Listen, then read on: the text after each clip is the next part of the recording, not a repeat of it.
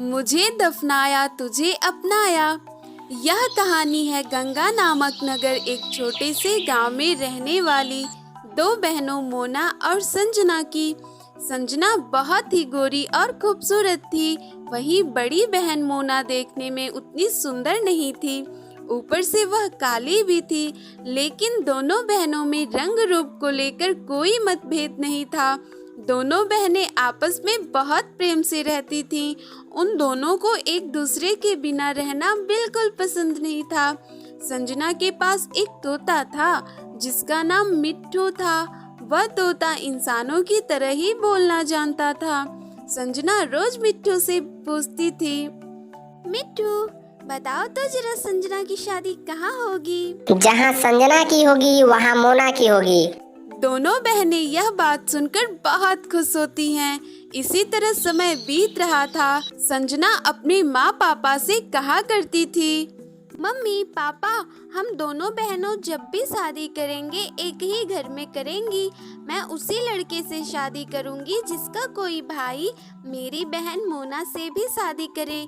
मैं अपनी बहन से कभी भी अलग नहीं रह सकती।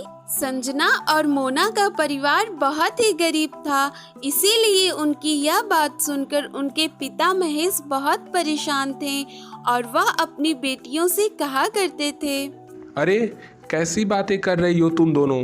तुमको तो पता है कि हम लोग उतने अमीर नहीं हैं, जिस कारण से हम गरीब लोगों के घर अच्छे रिश्ते नहीं आता है। और ऊपर से तुम दोनों जिद करके बैठी हो कि एक ही घर में शादी करोगी। इस तरह तो अच्छा रिश्ता आने में बहुत देरी होगी, इसलिए जो भी रिश्ता आए तुम दोनों हाँ कर देना। अपने पिताजी की बातें सुनकर वो दोनों बहुत दुखी हो जाती हैं। इसी तरह से दिन बीतते जाते हैं।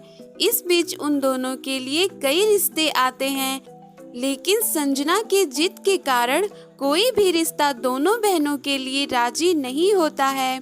लोग तो संजना को देखते ही पसंद कर लेते थे, लेकिन मोना के काले रंग के कारण कोई भी उसे पसंद नहीं करता था। एक दिन मोना संजना से कहती है, संजना मेरी बहन तू अब ये जिद छोड़ दे। पिताजी पहले से ही गरीबी की वजह से परेशान हैं, ऊपर से हमारी ये जिद उन्हें और परेशान कर देता है। मेरे काले रंग के कारण कोई भी मुझे पसंद नहीं करता है।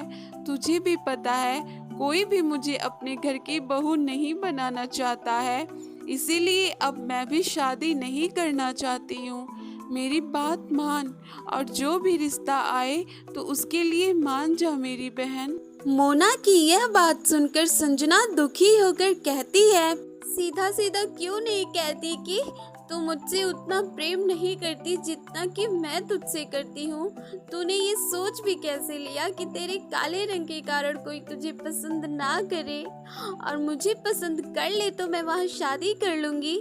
मैं तुझसे बहुत नाराज हूँ, मैं तुझसे बात नहीं करूँगी।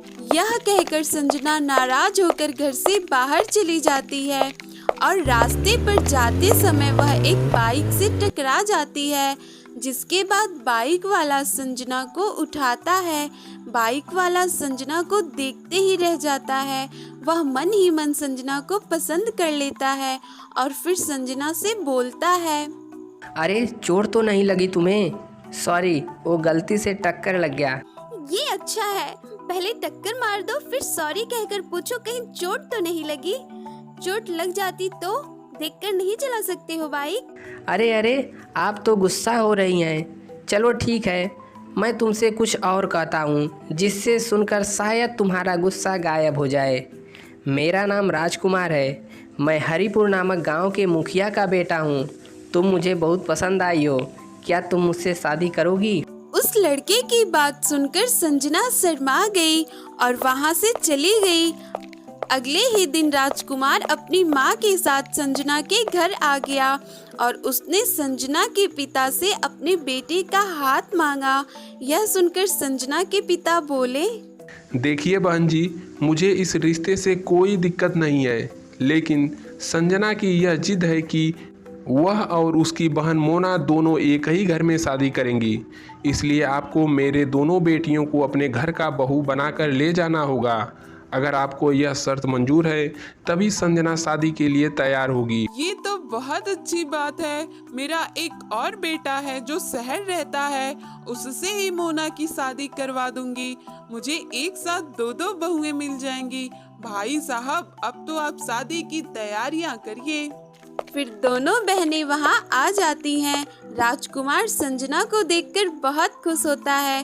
संजना भी उसे देखकर शर्मा जाती है। कांता भी दोनों बहनों को देखती है और फिर कहती है, संजना तो एकदम सुंदर और सुशील है। मोना का रंग थोड़ा काला है, लेकिन कोई बात नहीं, मुझे दोनों ही बहनें पसंद हैं। यह सुनकर दोनों बहनें खुश हो जाती हैं। फिर कुछ देर बात करने के बाद उन दोनों की शादी की तारीख भी तय हो जाती है। अगले ही महीने उन दोनों की शादी थी। उन लोगों के चले जाने के बाद मोना यह सोचने लगती है, बिना किसी शर्त, बिना किसी दहेज के मुझ जैसी काली लड़की को कौन अपने घर की बहू बनाने को तैयार हो सकता है। जरूर कुछ न कुछ गड़बड़ है। लेकिन मोना यह बात किसी और से नहीं कहती है, क्योंकि बड़ी मुश्किल से उसकी शादी तय हो पाई थी। अगर यह शादी भी टूट जाती तो उसके पिता को बहुत दुख होता। धीरे धीरे समय बीतता जाता है और शादी का दिन आ जाता है। दोनों बहनों की शादी बड़े ही धूमधाम से होती है। फिर वे दोनों बहनें दो अलग अलग कार में बैठकर अपने ससुराल के लिए निकल पड़ती हैं। कुछ देर बाद जब संजना अपने ससुराल पहुंचती है तो अपनी बहन को इधर उधर ढूंढने लगती है, लेकिन वह कहीं नहीं दिख रही थी। तो वह अपनी सास से पूछती है, माँ जी, मोना कहाँ रह गई? मेरे पीछे ही तो उसकी भी गाड़ी आ रही थी, फिर अभी तक क्यों नहीं आई? बहू, पहले तुम शांत हो जाओ। बीच जंगल में कुछ लुटेरों ने गाड़ी पर हमला करके लूटपाट किया और गहनों के लिए उन्होंने तुम्हारी बहन मोना को भी मार दिया। यह सुनते ही संजना पर मानो पहाड़ टूट पड़ता है और वह वहीं पर बेहोश होकर गिर जाती है। कुछ देर बाद जब संजना को होश आ जाता है तो उसकी सास और पति उससे कहते हैं, संजना, मुझे बहुत दुख है कि तुम्हारी बहन इस दुनिया में नहीं है, लेकिन भगवान की मर्जी के आगे हम कर भी क्या सकते हैं। तुम्हारे इस तरह रोने से तुम्हारी बहन वापस तो नहीं आ जाएगी ना, और तुम्हें इस तरह रोता देखकर तुम्हारी बहन की आत्मा को भी बुरा लगेगा। यह सुनकर संजना रोते हुए कहती है, भगवान, मेरे साथ इतना बड़ा अन्याय कैसे कर सकते हैं? मैं अपनी बहन के साथ अपनी पूरी जिंदगी बिताना चाहती थी, इसीलिए एक ही घर में शादी करना चाहती थी, लेकिन यह सब क्या हो गया भगवान, यह सब क्या हो गया। संजना रो ही रही थी, तब तक मिट्ठू तोता वहाँ आ जाता है और वह संजना से बोलता है, संजना, ये सब लोग झूठ बोल रहे हैं। इन्होंने ही तुम्हारी बहन को मार करके दफना दिया है।